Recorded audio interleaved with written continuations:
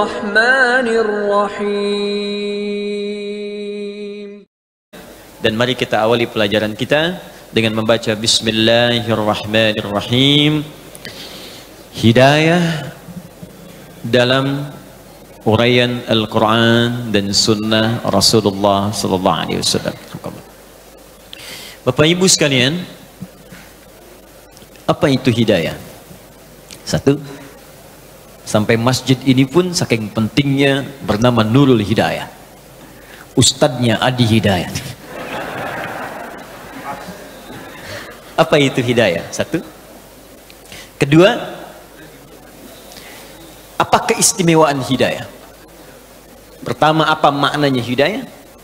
Yang kedua, apa keistimewaan hidayah? Yang ketiga, bagaimana cara kita mendapatkan hidayah itu? Tiga ini yang coba kita jawab di pertemuan pagi ini, dan mudah-mudahan bisa kita amalkan setelah pengajian ini insya Allah. Tidak cukup dengan amin, kita ngaji dulu. Hidayah setidaknya memiliki tiga makna utama. Saya ulang, setidaknya memiliki tiga makna utama. Satu, hidayah bisa berarti bimbingan Allah yang memudahkan seseorang untuk beribadah. Bimbingan Allah yang memudahkan seseorang untuk ibadah. Jadi kalau sudah mendapatkan hidayah ini, gampang, sholat gampang, enak. Bahkan sebelum waktu sholat sudah nanya, jam berapa sholatnya? Ini kan subuh baru selesai tadi. Ada orang baru subuh, udah nanya isya Pak. Padahal baru subuh, isya nanti jam berapa katanya. Sebaliknya kalau jauh dari hidayah, itu agak repot tuh. Jangankan azan, qomat pun belum tersentuh, ujung waktu pun belum nanya. Tapi kalau masuk Ramadan, baru sahur nanya buka. Buka jam berapa, baru sahur. Jadi hidayah jika sudah didapatkan oleh seorang hamba, maka dia akan memberikan kenikmatan untuk mengejar kemudahan dalam ibadah.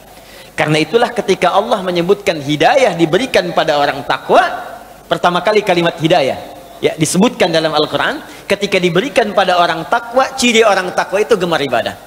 Itu ada di Quran surah kedua Al-Baqarah ayat 2 sampai ayat 4 itu ya.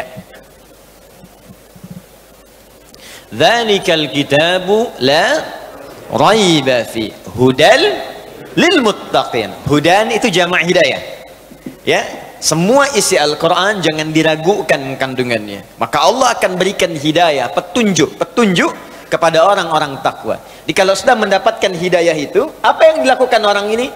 Maka pertama dia akan gemar menunaikan ibadah. Alladzina yu'minuna bil ghaib wa yuqimunas shalah. Maka meningkat keimanannya, dengan meningkatnya iman itu dia rajin menunaikan salat. Wa mimma razaqnahum yunfiqun. Dia senang infak. Walladzina yu'minuna bima unzila ilaik. Dia senang berinteraksi dengan apa yang diturunkan pada Nabi Muhammad, Al-Quran.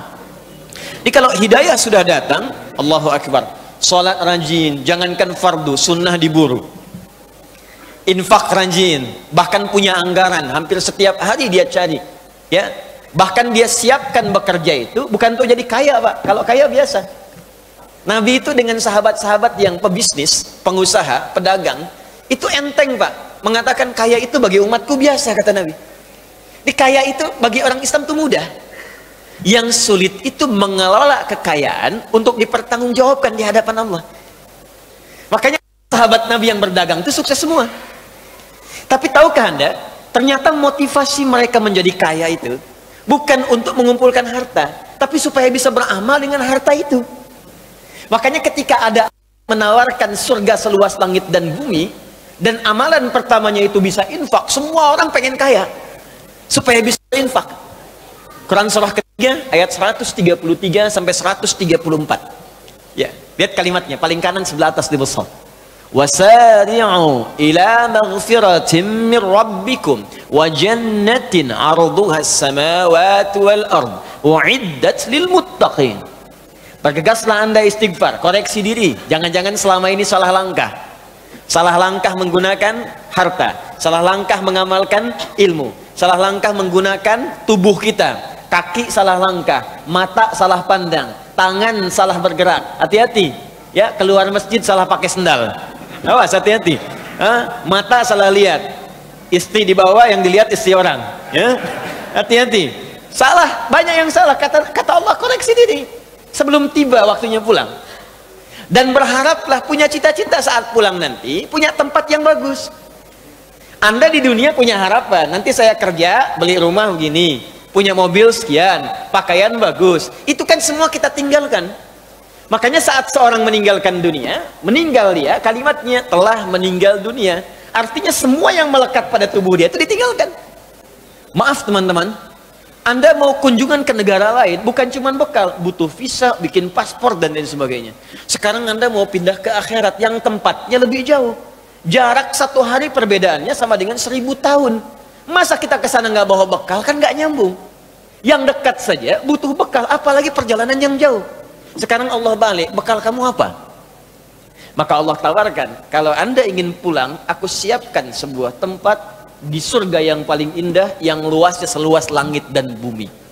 Silahkan Pak, mau maraton bebas, mau koprol silahkan, seluas langit dan bumi, nggak tahu ujungnya di mana. Lalu Anda katakan, saya pengen, ya Allah, apa amalannya? Ayat 134-nya, amalan pertama amalan harta, alladzina yunfiquna fis sarai wad dharra, yaitu orang yang berinfak. Maka ketika ayat ini turun, sahabat tuh ngejar infak Pak.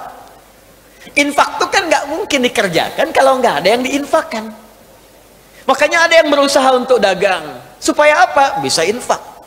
Abdurrahman bin Auf itu sampai jadi orang paling kaya se-Madinah pada saat itu. Kapaknya terbuat dari emas, boleh jadi terkaya di dunia pada masa itu, boleh jadi. Itu apa yang paling bahagia ketika beliau dapatkan? Bukan saat hartanya ada Pak, tapi ketika sepertiga orang Madinah itu diinfaki oleh beliau, dibebaskan utangnya. Sepertiga orang Madinah saya bebaskan utangnya, Abdurrahman bin Auf. Sepertiga lagi saya utangi, saya berikan modal. Sepertiga lagi disantuni oleh beliau. Jadi semua orang Madinah dibantu oleh Abdurrahman bin Auf. Utsman bin Affan radhiyallahu taala anhu, infaknya abadi sampai sekarang. Sumur Yahudi dibeli oleh beliau. Yang tadinya setiap orang datang bayar, kata Utsman nggak usah, sekarang ambil ya kalau haus. Ada kebun kurma sekitarannya dibeli oleh Utsman, lapar ambil. Sampai sekarang itu masih ada, akan jadi pemukiman. Setiap ada bagian dari situ disimpan di Bank Saudi, diinfakkan, disedekahkan atas nama Utsman bin Affan. Sudah 15 abad. Menantu Nabi, sahabat Nabi, orang yang paling dekat dengan Nabi, disebut pemalu.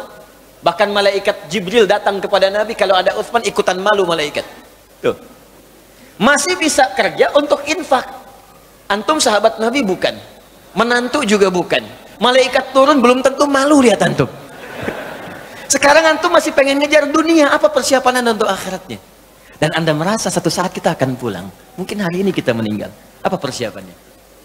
Maka kalau sudah Allah berikan hidayah kepada kita, maka persiapan akhirat itu lebih mudah Pak.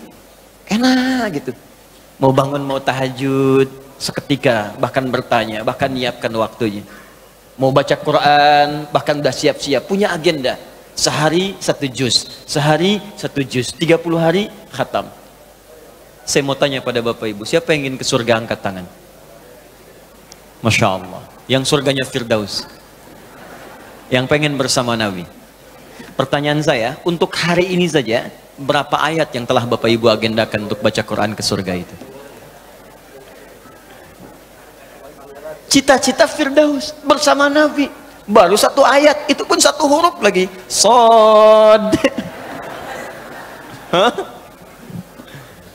Di mana persiapan kita? 1 ini.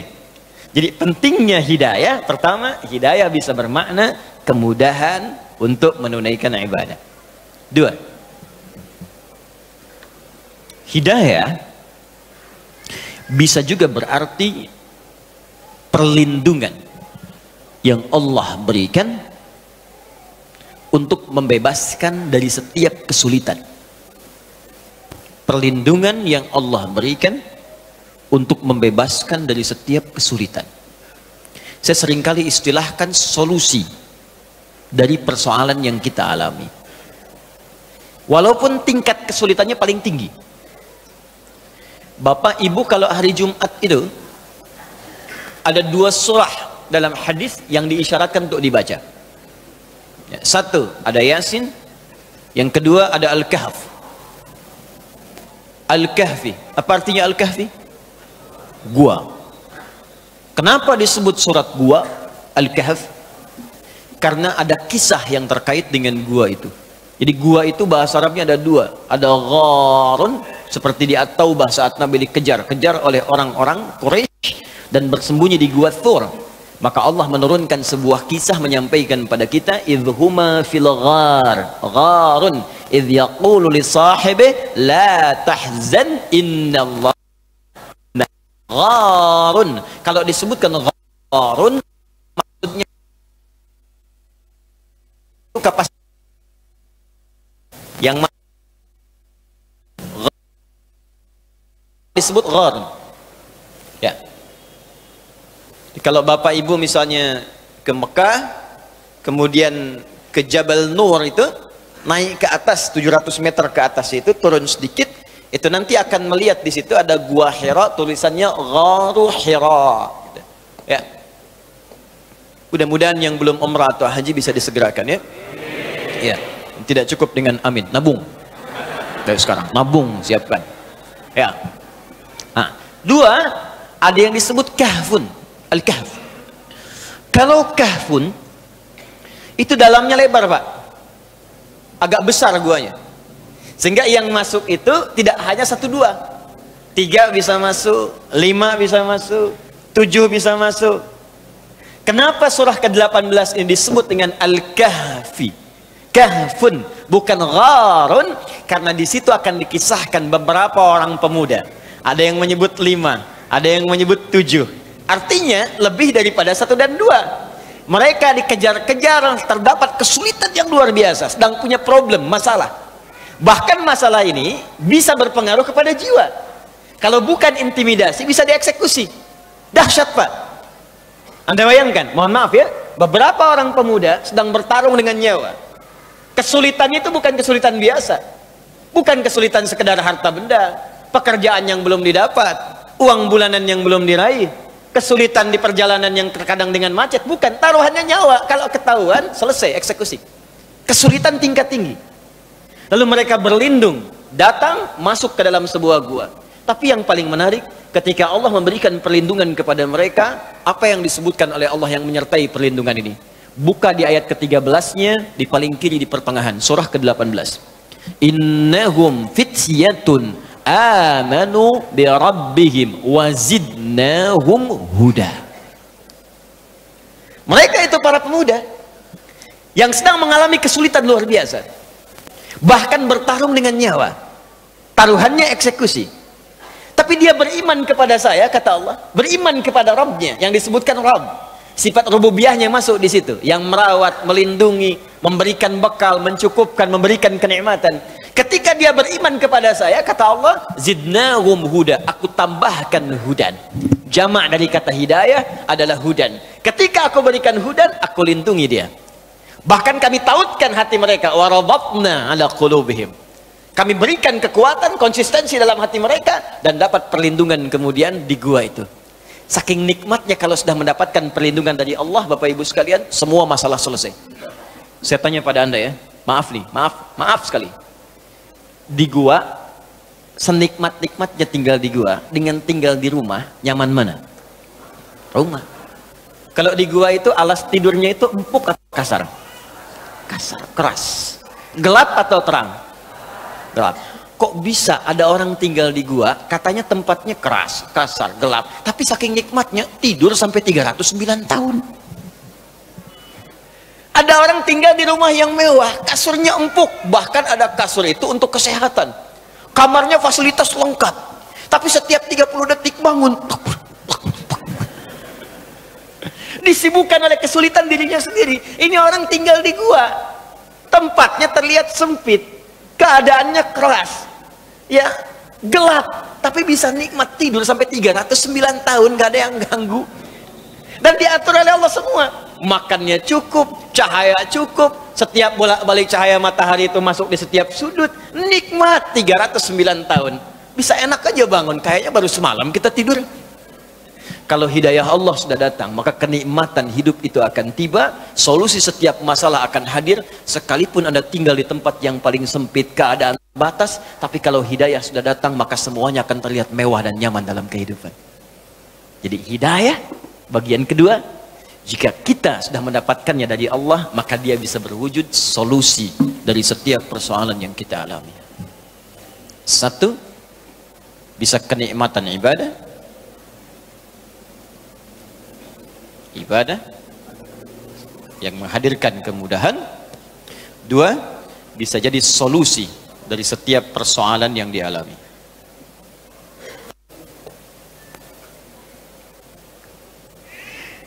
Ya, nanti ya. Nih. Tiga,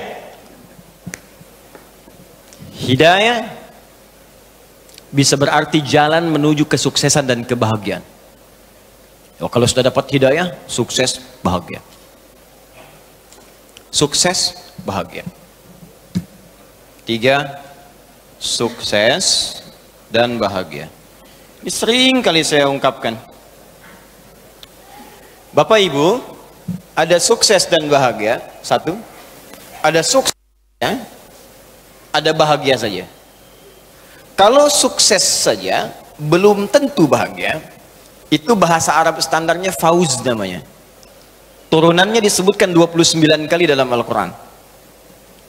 Turunan ini bisa berarti faiz, faizah, faizin. Ya, itu artinya kalau ada yang namanya fauzi, faizah, fauz, faizin, fauzan, orang yang diharapkan sukses dalam kehidupannya. Walaupun belum tentu bahagia. Secara bahasa. Kalau diharapkan bahagia saja, bahagia, tapi belum tentu sukses. Itu bahasa Arabnya fariha, fa, ra, dan ha. Ya, farhan, farah, itu bahagia. Jadi kalau yang diberikan nama farhan, diharapkan bahagia selama hidupnya, walaupun belum tentu sukses. Sekarang saya tanya, pilih mana? Sukses tidak bahagia, atau bahagia tapi nggak sukses? Kaya tapi gelisah, atau miskin tapi tenang? Tidak ada pilihan ketiga, jangan milih. Pilih mana? Pasti pengen yang ini. Karena itu Allah sudah mengerti isi hati kita, Allah sudah paham. Sebelum diungkapkan sudah tahu. Bahkan sebelum saya sampaikan tadi, di hatinya sudah berbisik pengen ini. Dalam bahasa Arab, sukses dan bahagia kalau disatukan itu namanya falah. Falahun. Kalau Anda beli kamus bahasa Inggris dan Arab, menemukan kalimat falah, itu terjemahannya success and happiness. Ya, sukses dan bahagia. Ya, bahagia dan sukses. Falah. Orangnya disebut muflih. Di kalau kita bekerja sudah menggenggam kesuksesan, kebahagiaan, disebut aflah namanya. Ya, saya menggenggam kesuksesan. Sudah saya genggam, gak ingin saya lepaskan. Saya bahagia. Maka tambahkan hamzah di depan awal kalimatnya, harakatnya fathah, a. Pindah ini ke sini, ini mati, sukun. Kalau sudah ada hamzah, rumusnya nanti di illat di ilmu saraf, ini hilang alif yang ini. Maka jadi aflah. Allah berjanji setiap orang beriman, kata Allah, aku janjikan kalau dia bisa mengikuti petunjuk Allah akan menggenggam kesuksesan dan kebahagiaan. Buka Quran surah ke-23 ayat pertama. Quran surah 23 ayat pertama. Surah orang-orang beriman. Bahasa Arabnya al-mu'minun. Qad aflahal mu'minun. Aflah. Qad aflaha. Pakai huruf tahqiq di ilmu nahwu. Ya, qad harfu tahqiqin yadkhulu ala kulli fi'lin. Ya, paham? Tidak. Ya. Qad, huruf yang menjamin kepastian yang masuk dalam setiap kata kerja di bahasa Arab. Temannya lam. Kalau lam harakat fathah, masuknya ke isim, kata benda. Wal asr. Surah 103, innal insana la fi. Qadnya nggak ada karena di situ ada tanda-tanda kata benda. Apa itu? Fi. Di ilmu nahwu tanda kata benda min, ila, an, ala, fi, rubba, ba, kaf, lam, fi masuk di situ. Karena yang masuk kata benda maka menggunakan lam. Kalau masuk kata kerja menggunakan qad. Paham? Iya. Qad aflaha, orang beriman itu kata Allah, aku pastikan, begini cara menerjemahkannya, aku pastikan setiap orang beriman akan menggenggam kebahagiaan dan kesuksesan dalam hidupnya. Qad aflahal mu'minun. Kalau sudah bahagia, maka dirubah langsung oleh Allah, bukan pekerjaan lagi, langsung menjadi bentuk orang, subjeknya. Maka pindahlah kemudian orang-orang bahagia ini disatukanlah dengan hidayah. Jadi kalau Anda ingin mendapatkan kebahagiaan itu, pesan kuatnya, maka ambil hidayah Allah itu. Nah, hidayah ini dalam bentuk jamak bahkan diberikan oleh Allah. Disebutkanlah di Quran, surah kedua Al-Baqarah ayat yang kelima. Orang bahagianya disebut muflih, jamaknya muflihun. Al-Baqarah ayat kelima. Ulaika ala hudam mir rabbihim wa ulaika humul muflihun. Ulaika ala hudan mir rabbihim wa ulaika humul muflihun. Bahkan pakai hum. Kalau kita ngaji hum ini di ilmu nahwu, Allah bisa mengatakan begini di luar Quran. Ulaika ala hudam mir rabbihim wa ulaikal muflihun. Bisa. Tapi ketika humnya muncul, ini bukan sekedar kata ganti atau dhamir, tapi disebut dengan taukid, penguat. Kata Allah, perhatikan cara menerjemahkannya. Kita pakai ilmu balaghah di sini. Ulaika ala hudam mir rabbihim. Mereka itu adalah orang-orang yang terus diberikan hidayah oleh Allah. Wa ulaika humul muflihun, karena dia dapat hidayah Allah, maka aku pastikan, aku jamin kata Allah, dia akan selalu sukses dan bahagia dalam setiap kehidupannya. Dan hebatnya bukan menggunakan fauqa tapi ala. Lihat sini. Baik. Riyadhus Shalihin, ini kitab. Ya, ada 1896 hadis di kitab Riyadhus Shalihin. Kitab ketiga yang dikarang oleh Al-Imam An-Nawawi setelah At-Tibyan fi Adab Hamalatil Quran. Yang kedua Al-Arba'in 42 hadis, yang ketiga Riyadhus Shalihin 1896 hadis. Sampai nanti ke Syarah Muslim 9 jilid. Saya katakan begini. Hadzal kitab fauqal maktab. Ya. Kitab ini sekarang di mana, Bu? Pak? Di atas meja. Sekarang di mana? Di atas meja. Nah, di bahasa Arab itu atas itu ada dua. Ada fauqa, ada ala. Ini fauqa namanya. Al-kitab fauqal maktab. Tapi kalau begini, ala namanya. Al-kitab ala al-maktab. Bedanya yang pertama hanya begini, yang kedua nempel, Pak. Melekat. Perhatikan ayat ini. Ulaika pakai fauqa atau ala? Ulaika ala hudam mir rabbihim. Ada orang-orang yang hidupnya ditempel oleh hidayah Allah. Jadi kemanapun dia beraktivitas, hidayah nempel. Tadi kan saya katakan, hidayah itu solusi. Hidayah itu kemudahan ibadah. Hidayah itu kesuksesan. Jadi apapun yang dia kerjakan, bahagia saja. Apapun yang dia lakukan, sukses. Di rumah tangga karena hidayah nempel, bahagia rumah tangga. Di kantor sukses. Di pekerjaan nyaman, dan ibadahnya pun luar biasa. Itu yang terjadi pada orang-orang terdahulu. Utsman kaya, Abdurrahman bin Auf kaya, Amr bin As punya kedudukan, Muawiyah punya kedudukan, Umar jangan ditanya, Abu Bakar apalagi. Tapi tahukah Anda, di balik semua kenikmatan yang mereka rasakan itu, Al-Imam An-Nawawi menuliskan di kitab At-Tibyan fi Adab Hamalatil Quran, kesenangan mereka sesibuk-sibuknya Utsman, sekaya-kayanya Abdurrahman bin Auf, Tamim Ad-Dari masih sempat bangun malam setiap malam menunaikan tahajud sampai khatam Al-Quran. Inilah hidayah. Jadi hidayah saya turunkan bisa berarti satu, ini kenikmatan ibadah, kedua solusi dari setiap problem yang dialami, ketiga kesuksesan dan kebahagiaan. Maknanya satu atau banyak? Jadi hidayah itu punya satu makna atau banyak makna? Banyak. Kalau banyak, maka rumusnya jadikan bentuk jama', plural. Jama' dari kata hidayah adalah hudan namanya. Ya, hidayah jamaknya hudan. Karena itulah dalam Al-Quran kata hidayah ini sering berbentuk jama'. Seringkali menggunakan kata hudan, hudan.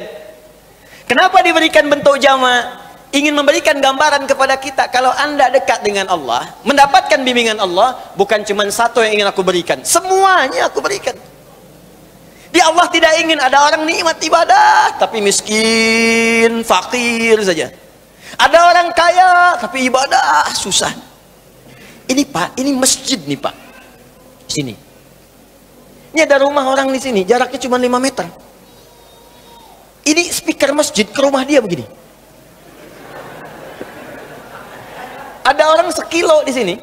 Yang ini nggak punya apa-apa, sepeda pun nggak pernah mimpi. Setiap ke masjid jalan kaki Pak. Ini sepeda ada, motor ada, mobil banyak tuh. Ya koleksinya banyak. Jarak cuma 5 meter. Speaker masjid ke sini. Kayaknya luar biasa. Tapi untuk melangkah ke masjid sulitnya luar biasa. Dan Allah tidak inginkan itu. Makanya dijadikan bentuknya jamak. Kenapa? Sekaya-kaya pun masih nikmat ibadah. Sesulit-sulit pun masih ada solusi. Inilah rahasianya kenapa banyak kalimat hidayah dalam Al-Quran bentuknya selalu jamak.